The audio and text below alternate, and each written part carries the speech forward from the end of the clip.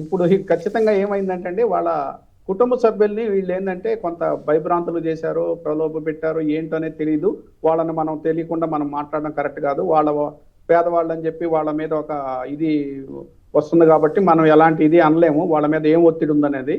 కానీ ఎప్పుడైతే కుటుంబ సభ్యులకి ఇంట్రెస్ట్ పోద్దో థర్డ్ పార్టీస్కి వచ్చే ఇంట్రెస్ట్ వల్ల పెద్ద ప్రయోజనం కోర్టు తీసుకోవండి. సో అందువల్ల ఏంటంటే ఈ హెబియస్ కార్పస్లో వాళ్ళు సిబిఐ విచారణని వెనక్కి తీసుకున్నారు.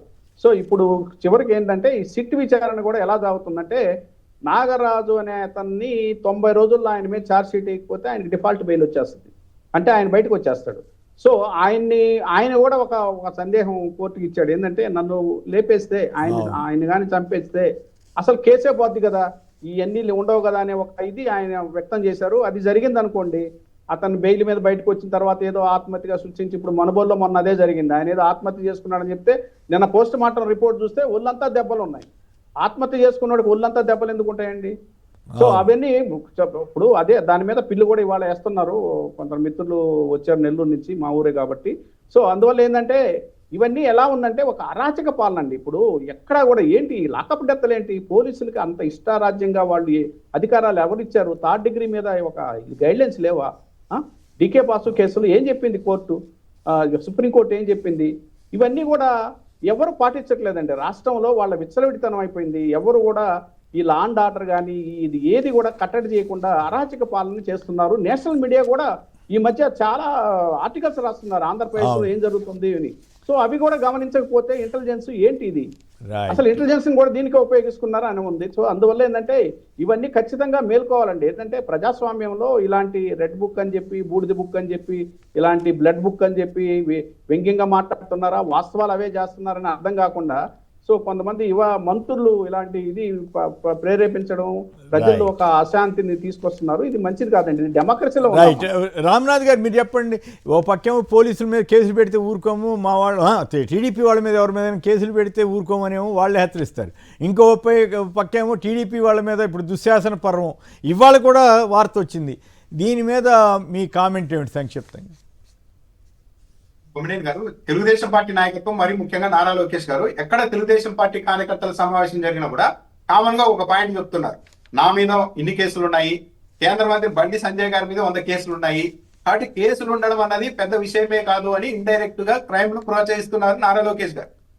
తెలుగుదేశం పార్టీ 2 ఏళ్ల అధికారంలోకి వచ్చిన తర్వాత 1% కూడా ఏ కార్యకర్తలో కూడా సేవాభావంతో రాజకీయాలు చేయాలి, రాజకీయాలు అంటే సేవ చేయడానికి అనే పదమే లేదు.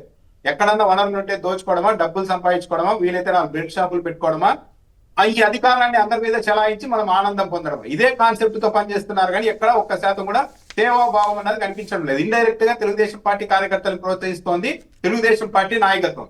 నిన్న బద్వేల్లో దాడి జరిగింది. వృద్ధ దంపతులు 16 ఏళ్ల నుంచి అక్కడే ఉన్నారంటే ఇల్లు కట్టుకొని, లేదు మీరు ఖాళీ చేసి వెళ్ళిపోండి, ఈ స్థలం మాది అంటూ 3 నెలల క్రితం దాడి చేస్తే అప్పుడే స్థానికులంతా ప్రతిఘటించి పంపించారు. అంటే వాళ్ళకి ఎవరు లేరు, ముసలి వాళ్ళు ఇద్దరు అని చెప్పి మీరు దౌర్జన్యం చేస్తారని పంపిస్తే నిన్న ఇంకో తెలుగుదేశం పార్టీ నాయకుడిని వెంట పెట్టుకుని ఏకంగా సమ్మెట్లు, రాడ్లు అన్ని తీసుకొని వచ్చి దాడి చేశారు.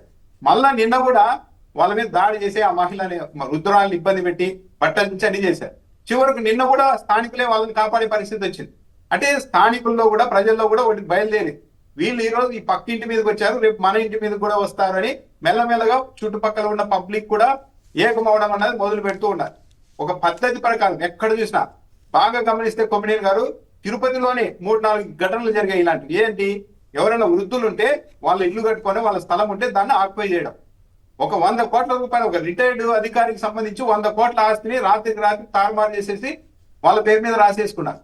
అంటే ఎవరైతే బలహీనంగా ఉంటారో, ఎవరైతే వారసత్వం ఉండదో, వీళ్ళ తర్వాత ఇంకా పోరాడే వాళ్ళు ఎవరు లేరు అనుకుంటారో వాళ్ళందరి ఆస్తులు ఇది చేశారు. మీరు బాగా గమనిస్తే ఒక వారం 10 రోజుల క్రితం 2 జవాన్లు, ఏది సరిహద్దుల్లో ఉండే 2 జవాన్లు, ఏది అనంతపురం జిల్లా రాప్తాడు నియోజకవర్గంలో ఒక తెలుగుదేశం పార్టీ నాయకుడు నా భూమిని ఆక్రమించాడని, నంద్యాల జిల్లాకు సంబంధించి ఇంకో జవాన్ తెలుగుదేశం పార్టీ నాయకుడు పలానా వ్యక్తి మా భూమిని ఆక్రమించారు, మమ్మల్ని కాపాడండి అని చెప్తున్నారు. అంటే ఎవరైతే స్థానికంగా ఉండరో, ఎవరైతే వారసత్వం లేక బలహీనంగా ఉంటారో, ఎవరైతే పోరాటం చేయలేరో వాళ్ళందరికీ సంబంధించిన ఆస్తుల్ని ఎక్కడికక్కడ కొల్లగొట్టే పనిలో తెలుగుదేశం పార్టీ వాళ్ళు ఉన్నారు.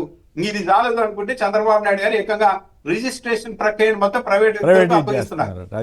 ఇంకా అది మొదలైన తర్వాత ఇంకా వాళ్ళ ఇష్టం ఏ రికార్డులు, ఇప్పుడు చుక్కల భూములు, ప్రభుత్వ భూములు ఉంటాయి, కావాల్సిన వాళ్ళ పేరు మీద రాసేసుకోవచ్చు, ఏమైనా చేసుకునే పరిస్థితి చంద్రబాబు నాయుడు గారు తెస్తున్నారు.